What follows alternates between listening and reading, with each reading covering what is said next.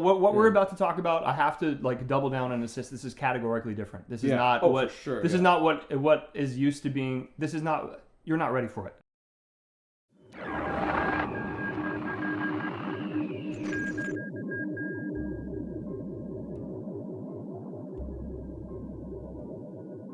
What's up, guys? Welcome back to Star Map. For those of you, most of you who came from LaFave, you know who this is. Good to see you guys again. I haven't been on camera in a very long time. It's true. It's true. So, I guess I want to introduce this thing from two different directions. Sure, that's perfectly fair. It's quite the thing to introduce. I've said this in multiple videos past on this specific channel already that I think Star Wars specifically, the fan base suffers from sort of analyzing Star Wars as if it were actually real, and they get excited about things that really don't matter that much. It's like, why did Anakin choose the blue colored lightsaber? And then like, did you know that Darth Plagueis was actually in the background in this scene off screen, like off to the side? And sort of the myopic details, which I've done too. Like I like stuff like that. I like all the zooming in on the fun, like interesting sort of off camera stuff. But what we're about the downside is like the stuff that we're about to talk about, like the meaning and the purpose is completely lost. Yeah, this is everything's taken so literally. Yeah, what we're about to talk about, I have to like double down and insist. This is categorically different. This is not what. For sure, this is not what is used to being. This is not. You're not ready for it. Most of you. I don't mean that. I just anticipate that there's going to be a lot of, like sort of like instant pushback, trying to argue, which is fine. I'm 100% ready, but. I do want to emphasize that this is a different category of understanding Star Wars that's sort of apart from headcanon, like EU, the inner congruency of the world, like stuff like that. This is a category on its own. Yeah. I would say a lot of the fan base analyzes Star Wars as if it's like real history and they're unearthing real historical documents. Right. We're analyzing Star Wars as you would a piece of actual literature. This is frankly Star Wars as it is. So the other thing I was going to talk about is how you recently have been really deep diving into analyzing stuff just like that. You've been analyzing pieces of film on a super deep and very, very impressive level. Thank you, Emmett. And we had a discussion about Star Wars. I was telling him about how I, to the best of my knowledge, was the first one to very directly point out how the Clone Wars is literally manufactured on either side because Darth Sidious is creating the war. Never occurred to me. We have the droids that are obviously robots that are built, and we have the clones that are grown by this company. So it's like it literally is manufactured, which is brilliant. Yeah. Never occurred to me. I think because I do get mixed up in the prequels in the just all the political stuff. I get mixed up, and like I kind of don't understand where everything comes from, and I think that was maybe deliberate. So it's like sort of too bureaucratically complex to realize what you realized about it, which was very impressive. You want to just go ahead and rip the lid off this thing? Let's do you take it away. Yeah. So I was thinking. I was reading a book called The Interpretation of Fairy Tales by Marie-Louise von Franz. She was a student of Carl Jung, and there's an interesting point in there. I don't remember the quote exactly, but she gestures towards something of the fact that what is missing is really there in a good fairy tale. So there's something, a fairy tale, if you break it down, is all about sort of psychological development, and things like sexual acts and developmental life like milestones are sort of hidden beneath a layer of fairy tale magic in like a very, very deep way, and it's almost impossible to see unless you like know how to see it.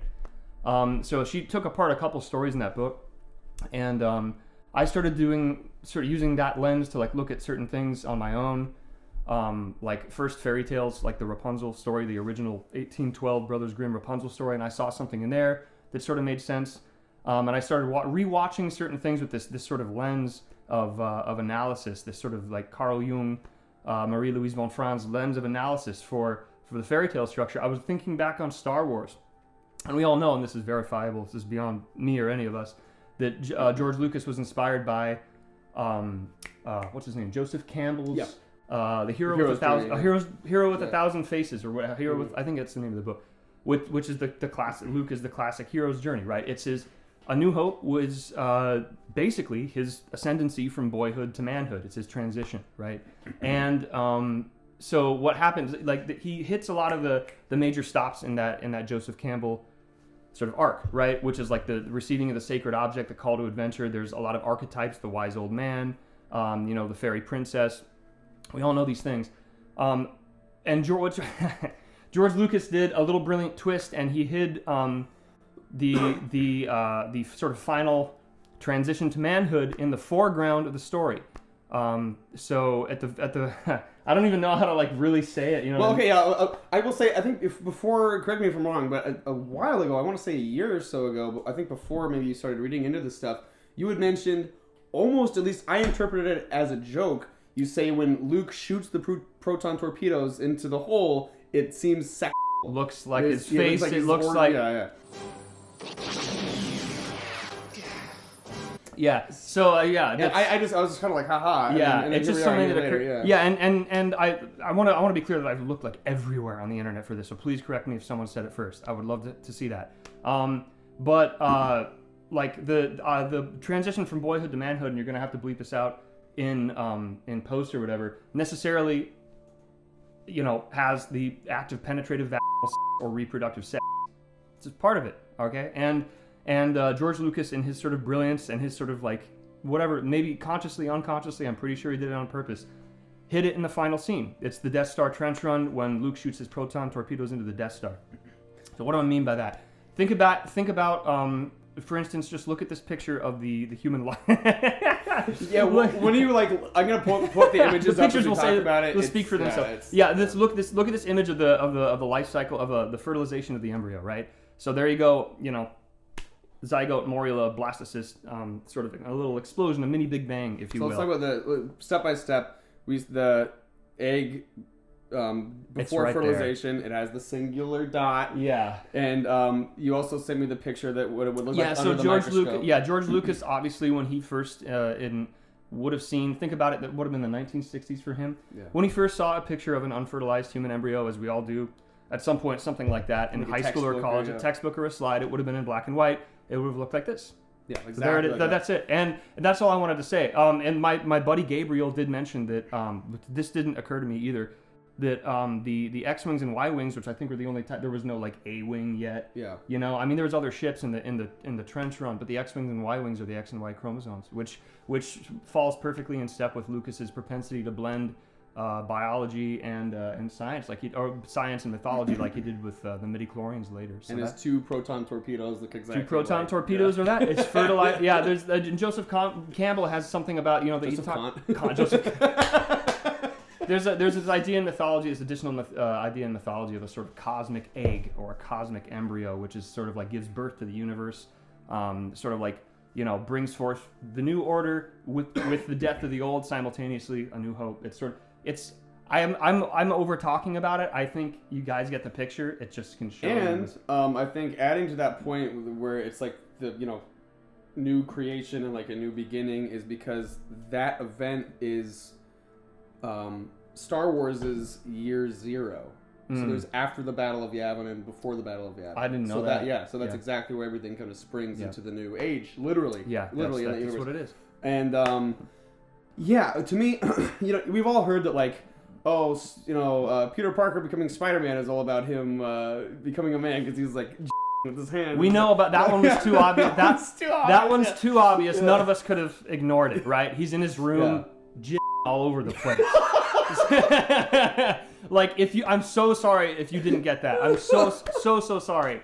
Now you do. Okay. So like there's that. Yeah, that's a perfect example of like Sam Raimi being like utterly forward about it. Like no, not even trying to hide it. Just like being goofy about it. Yeah. That is what that is. That's not our analysis. No, that's not something we put in the movie. That's what's in the movie. Same, frankly. With the Death Star. I was going to say, this one has way more to back it up when you actually look at it. There's so many different, like down to AT, down to an X and a Y. And there's even like, there's more X-Wings than there are Y-Wings, and they're all fighting to get to the whole, like, it's all exactly. Yep, they're all, it is what it is. It is what it is. And please, if somebody's mentioned this, I promise you I looked it up. Couldn't see a shred of anything. Yeah. So if somebody's mentioned this yet, Otherwise, yeah, it's been hidden in plain sight since 1977. Crazy. But which is why it's so uncomfortable to make this video. And No, like it's it's true. but I couldn't like keep it to myself. It was just too neat. I had to share. So I mean, this idea had been sort of in your subconscious for a while, but when did you actually? Excuse me. This idea has been in all of our unconscious mind since we first saw Star. That's another thing I wanted to point out. Yeah. This idea was there. At an unconscious level, you knew it. But it was. But now it's like, oh, you could see what you've been seeing the whole time, and it's like, blah, duh. Yeah. So that's what that feeling is. So I guess my question is, when did it like just click for you? When were you like, oh, the Death Star looks like that? It just occurred to me after I started thinking with that sort of lens of analysis, and I just looked back on Star Wars just in my head, and I was like, oh yeah, huh, and I kind of laughed to myself. Mm-hmm. It's like obvious. It was like laughably obvious. Yeah, that's crazy. Yeah. I mean, and I wish, because George Lucas is very intelligent, and he's always I almost feel bad for him, because in a way I think he's been waiting for someone like you to come along and figure it out. But there have been I don't know. There was so many interviews where he's like frustrated, and he's like, there's more to Star Wars than just the spaceships, and that's why like people just like you can tell that he feels like people don't get it. He doesn't want to give away the game, but he's kind of waiting for someone to say something. I think you got it. So, and me on a very surface level, years ago, I mean, I talked about what I like about the prequels, how couple things I don't like about, and this is like, you know, really pedestrian compared to what we just talked about, but a couple reasons I don't like, in a similar way that I don't like expanding on the clones, I don't like expanding on Darth Maul, is because he's a great visual representation of the Sith coming out of the darkness. He looks like a devil, and that's why I don't even like that we know what his race is anymore. He should be kind of like Yoda, where we don't know what he is. He's mysterious. But now he's like a Zabrak, and he has like there's like other guys like him. There's junk. There's too much stuff. Yeah. Too much. There's a pile of frankly garbage accumulates around like the real. So we forget that Obi-Wan fighting Anakin is Archangel Michael casting Lucifer into hell. Like we forget like the obvious stuff. Yeah. It's like that's there, and it's not us. It's not an interpretation. It's there. It's there. It has nothing to do with me. It has nothing to do with anyone. It's there. And like I think that it is fun to fantasize, but we do forget. We kind of forget how to see stuff like that. And it's important to know where this stuff comes from. Yeah, you're right. Obi-Wan is Archangel Michael. I would say that Anakin and Padme are. Didn't you say Tristan and Isolde? Tristan and Isolde. Yeah. So it's like there's, and that's.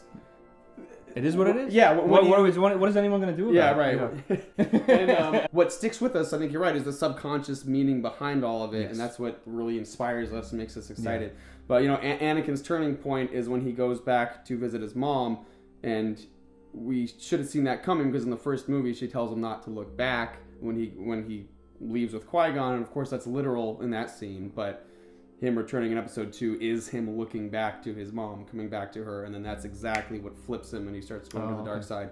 So there's just a lot of cool stuff from the prequels, and yeah, he took a lot of inspiration from classics, and then the original trilogy is almost a whole other thing, because he really did, with this in mind as well, create a perfect blend of like traditional hero's journey and then sci-fi, psychosexual development, sci-fi biology, And it's a coming of age story, The New Hope, because he starts this whiny little guy and then he ends up as this hero. So, and there it is. So it's like, so it's kind of neat little.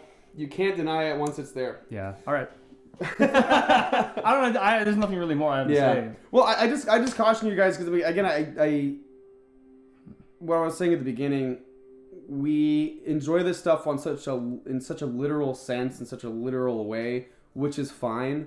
But again, like we're denying ourselves the larger picture and the larger purpose and the more important message, I think. But it's so good that I have to insist. Every one of us got it unconsciously, subconsciously, whatever you want to say. Right. And that's why it has been sneakily, magically popular. Because it's so well hidden, because it's so beautifully hidden. Yeah. Wow. There's last thing I want to end with. There's an epilogue at the end of the story by Edgar Allan Poe called The Purloined Letter. I saw it on Wishbone when we were little. The Wishbone was great for stuff like this. I forget the Latin, but it's something nihil sapientiae. It's something like, we could put it up on the screen, something like excessive cleverness is repulsive to wisdom, or something like. And I just wanted to end with that, give everybody that little end of the Purloined Letter, also worth looking into. All right, cool. Thank you, my bro. Thank you. Hope you guys enjoyed. think about it. Let us know what you think down in the comments. Please share this video if you think it's important, if you agree with it, or if you don't agree with it. If you don't agree with it, share it, because it's just, there it is. Yeah. Directly after filming this, Max sat down and tried to search up any evidence of this one last time. He Google searched the phrase Death Star Embryo and finally was able to find one Reddit post from 11 years ago with no upvotes. It reads, "The Death Star and sex genes. This is something my biology of sex professor brought up to us in lecture last year, and I'm surprised I couldn't find any mention of it here. It's basically how the Death Star and the Trench Run is a giant metaphor for sex. Think about it. A bunch of small X and Y wings are headed towards a much larger circular object with a 1 in a million chance of creating a reaction. Switch some words around and you got the X and Y chromosomes hurtling down a tunnel of sorts to fertilize a giant egg cell. And if you think about more of the details on how sex works in many species and how there are various defenses the female body can create to create competition between sperm, and how some sperm are shown to cooperate with one another, and you get a fairly extensive, complicated, and accurate metaphor for how sex and fertilization works. It blew my mind when he mentioned, and I couldn't believe I didn't see it until it was pointed out to me at age 20. Now, all the comments on this are negative. None of them are impressed or thoughtful, and the top comment reads, "Your professor has too much time on their hands. Sometimes a movie is just about spaceships." And to that very maddening and depressing phrase, "sometimes a movie is just about spaceships," I will leave you with this. When Star Wars came out, everybody said, "Oh, it's a silly movie. It's just a bunch of space battles and stuff. It's not real. There's nothing behind it." And I said, well, there is stuff behind it. It's not just a space battle. There's more to it than that. It's much, much more complicated than that. But nobody would listen. So they just said, "Oh, well, it's simple. We like the spaceships. We like the stuff."